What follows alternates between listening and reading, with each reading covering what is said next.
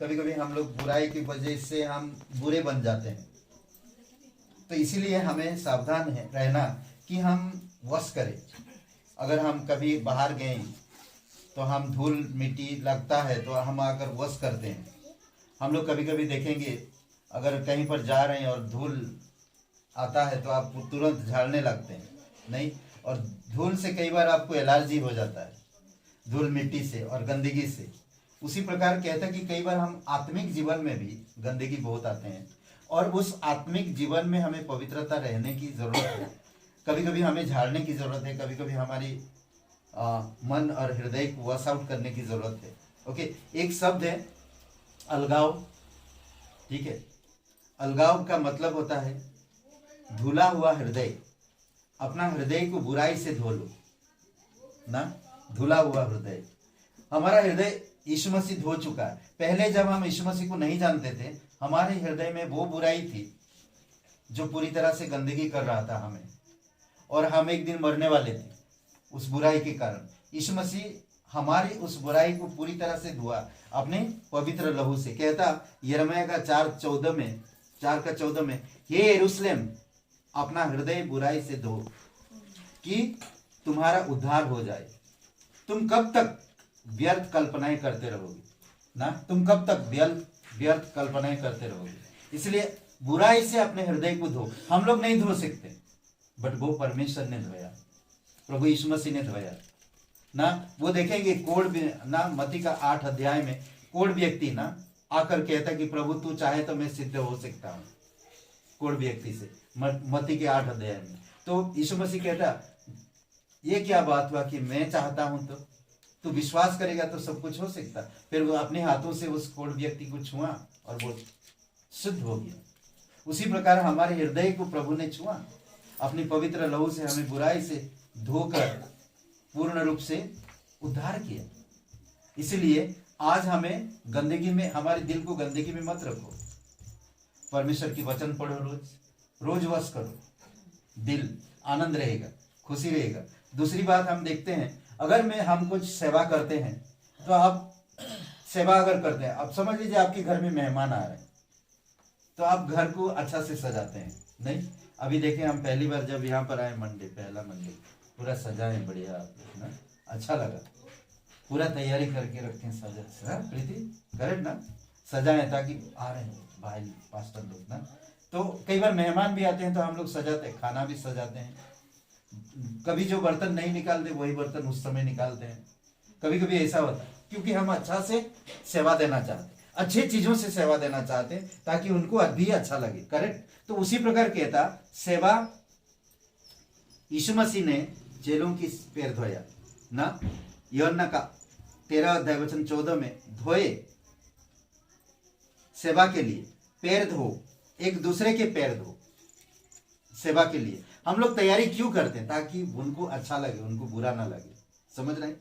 तो वचन कहता है यदि मैंने प्रभु और गुरु होकर तुम्हारे पैर धोए तो तुम्हें भी एक दूसरे के पाँव धोना चाहिए, एक दूसरे के पाँव धोना चाहिए, समझ रहे। तो ये सेवा है, ये सेवा है। माँ बेटी की सेवा करता है, बेटी माँ की सेवा करता है ना, पत्नी पति की सेवा करता है, पति पत्नी की सेवा करते हैं। कि ऐसा कई सारी चीजें हैं जो हम एक दूसरे का सेवा करते हैं और हम एक दूसरे का पैर धोने का मतलब सचमुच पैर नहीं धो रहे हैं, यीशु मसीह को करके दिखाया। पैर धोने का मतलब नम्र होना, नम्र होना, एक दूसरे में नम्र होकर सेवा करना। और हम देखते हैं पवित्रकरण, एक बार अगर पवित्र हम करते ना, साफ करते, साफ सफाई रखते हैं, कपड़े अगर गंदे हो जाते तो हम उनका साफ करते हैं, फिर दोबारा उसको इस्तेमाल करते हैं, साफ दिखता है, करेक्ट ना।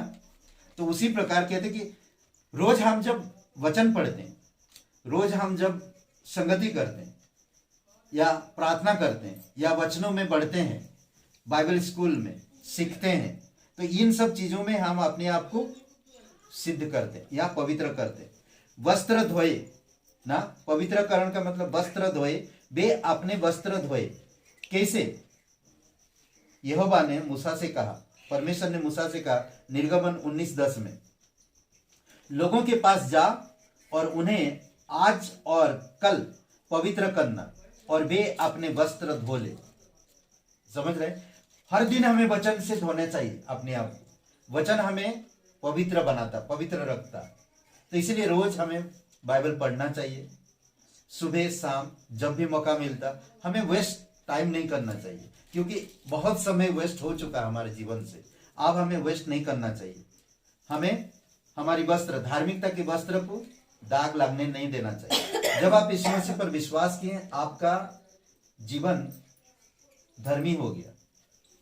धर्मी कोई कमाई नहीं किया आपने, बल्कि आप यीशु मसीह पर विश्वास करने से आपका वस्त्र धर्मी हो गया, आपका जीवन धर्मी हो गया। आपको धार्मिकता का वस्त्र दिया गया। उस धार्मिकता के वस्त्र को पवित्र रखना जरूरी है। समझ रहे हैं? दूसरी बात है उपवास। अगर हम उपवास करते हैं तो हम लोग कभी कभी देखते हैं मुंह धोते नहीं। एक बार तैयारी हो गई, बैठ गए ना, पर वचन कहता है मुंह धो। जब तू उपवास करे तो अपने सिर पर तेल लगा और मुंह धो। मत्ती का 6:17 में मुंह धोना चाहिए। लोगों को नहीं लगना चाहिए ना सुखड़ा, सूखा हुआ या मुरझाए हुआ जैसा लग रहा। तो लोग बोलेंगे अरे क्या हुआ, आज इतना उदास लग रही हो ना। तो क्या, तो आपका जो उपवास है वो व्यर्थ हो गया। आप जैसे रहते हो, रोज मुंह धोते हो, तेल लगाते हो, वैसे रोज रहो जैसे रोज रहते हो आप। वो उपवास का दिन कुछ स्पेशल नहीं है। जैसे रोज मुंह धोते हो, जैसे रोज आज तेल लगाते हो आप, उसी तरह से रोज को ना। मालूम पड़ा उपवास का दिन बेस्ट कपड़ा पहने, बढ़िया तैयार हुए, पर मुंह में उदासी क्योंकि सुबह से खाए नहीं। वैसा नहीं होना चाहिए। करेक्ट? तो जिस दिन उपवास रखते उसी दिन भी जैसा रोज रहते उसी तरह अपने आप को धो, अपनी शक्ल धो, तेल लगाओ, वैसा रहो। उपवास कोई स्पेशल दिन नहीं है। परमेश्वर के साथ आपका दिल का कनेक्शन है ना, वो कनेक्शन रहना चाहिए, लोगों से नहीं। उपवास लोगों से कोई मतलब नहीं, दिल का कनेक्शन और मन का कनेक्शन है। अगर मेरे चेहरे में धोया नहीं तो मुरझाया हुआ दिखेगा। कोई भी पूछेगा अच्छा क्या हो गया, पूछेगा बार बार, तो आप बोल देंगे कि मैंने उपवास रखा। तो बोल दिया तो आपकी उपवास का प्रतिफल यहीं पर मिल गया। तो इसीलिए बहुत जरूरी है कि आप मुंह धोए, तेल मले और वैसे रहे, खुश रहे जैसा आप रोज रहते। ओके? देखना है तो आंखों को धोना जरूरी है। करेक्ट? देखना है तो आंखों को धोना जरूरी है। ओके? अंधा व्यक्ति था, जन्म से अंधा था ना। यूहन्ना का 9 अध्याय में जन्म से अंधा था। यीशु मसीह उसको थूक से मिट्टी साना, पानी नहीं था, थूक से मिट्टी साना और वो मिट्टी आंखों में लगाया और उसे कहा सीलो में जाके धो ले, सीलो में जाके धो ले। जब शास्त्री फरीसी लोग उसको देखा और पूछा उससे, उसने क्या जवाब दिया देखिए। यूहन्ना का 9 अध्याय और वचन 15। फिर फरीसियों ने भी उससे पूछा कि उसकी आंखें किस रीति से खुल गई, ये तो जन्म से अंधा था। उसने उनसे कहा उसने मेरी आंखों पर मिट्टी लगाई कि मैंने धो लिया, फिर मैंने धो लिया और अब मैं देखता हूं। उसने सिंपल कहा, उसने मिट्टी सानी और मेरी आंखों पर लगाई और मुझे कहा धो ले, और मुझे कहा धो ले। मैंने धो लिया और मैं देख रहा हूं। अद्भुत है। हमें कभी कभी बोलते ना कि ये आंखों के सामने संसार की पर्दा आ जाती है। हमें परमेश्वर की वचन धोना चाहिए, परमेश्वर की वचन की स्पर्श आनी चाहिए ना, तब हम देख पाएंगे। दूसरा कुरिन्थियों का 4:4 में कहता है कि शैतान इस संसार की सरदार है और वो हमारी आंखों के सामने एक पट्टी लगाया और वो पट्टी जब तक यीशु नहीं छुएगा तब तक जाएगा नहीं। तो यीशु की प्रकाशन ना आए इसीलिए वो पट्टी है। जब यीशु की स्पर्श आता है और कहता कि जाओ तुम धो, आंखों को वचन से धोना चाहिए। समझ रहे हैं? तो हम देखने लगेंगे। और नेक्स्ट बातें कहता है कि तरस, कभी कभी हमें तरस कैसे खाएं, तरस नहीं खा पाते लोगों में, तो जख्म धो। कभी कभी आप लोगों में तरस खाते ना, अरे वो जख्म कितना है ना, बहुत बड़ा जख्म है, उसको धो, साफ करो अच्छा से, फिर मलहम लगाओ। कभी कभी हमारे अंदर भी बहुत जख्म होते हैं ना, दिमाग से, दिल से, अंदरूनी जख्म। ये कोई नहीं समझ सकता, सिर्फ परमेश्वर समझ सकता है। आपकी जख्म को परमेश्वर तरस खाता है और परमेश्वर उसको धोता है और मलम करता है। क्या चीज देखिए, प्रेरितों के काम 16 और वचन 23 में, ठीक है, वो जो क्या बोलते जेलर क्या कर रहा था, 33 में, वचन 33 में, सॉरी 16 का 33 में, जेलर अपने आप को मारने जा रहा था ना। जब सब उसमें क्या, सिलास और पौलुस जेल में थी, वो लोग स्तुति आराधना प्रार्थना कर रहे थे, जेल खुल गया और जेल से बाहर आ गए। और वहां पर जो ये था, क्या बोलते कि हवलदार ना, गार्ड था वहां पर, हवलदार, तो उसने अपने आप को मारने जा रहा था, परंतु वो लोगों ने कहा उससे मत मारो। 33 वचन में क्या था, रात को उसी घड़ी उसने उन्हें ले जाकर उसके घाव धोए और उसने अपने सब लोगों समेत तुरंत बपतिस्मा लिया। सब लोगों को घाव धोया, लोग मारे थे, पीटे थे, जेल में थे, सब लोगों का घाव धोया। कौन? वो जेलर।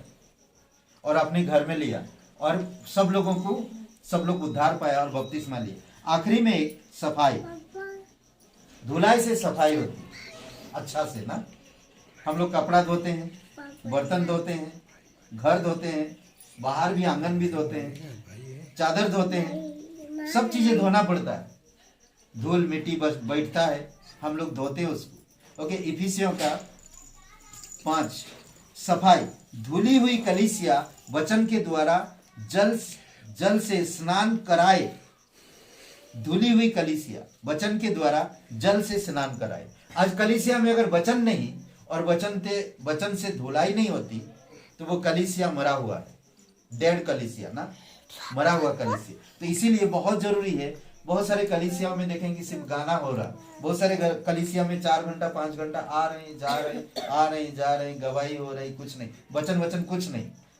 यहाँ पर कहता कि इफिसियों का 5:26 में कि उनको वचन के द्वारा जल के स्नान से शुद्ध करके पवित्र बनाओ ना। एक कलीसिया के बारे में कहता, यीशु मसीह उस कलीसिया का सिर है और कलीसिया में वचन के द्वारा वो धुलाई जाते, पवित्र बनते, तेजस्वी। 26-27 वचन पढ़िए कोई, इफिसियों का 5वां अध्याय वचन 27।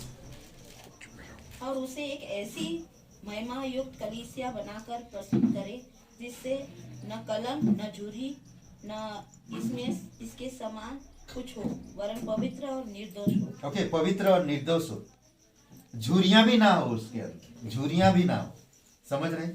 पवित्र, निष्कलंक और निर्दोष, अद्भुत है, शुद्ध, एकदम शुद्ध, परमेश्वर के वचन से किया गया, वचन के द्वारा। तो इसीलिए हमें हर समय हर जगह दिमाग को, दिल को, शरीर को, कलीसिया को और हमारे तरस यानी कि जख्म, जब भी हमें जख्म या कुछ चीज सताव आता है तो हमें परमेश्वर के पास आना चाहिए।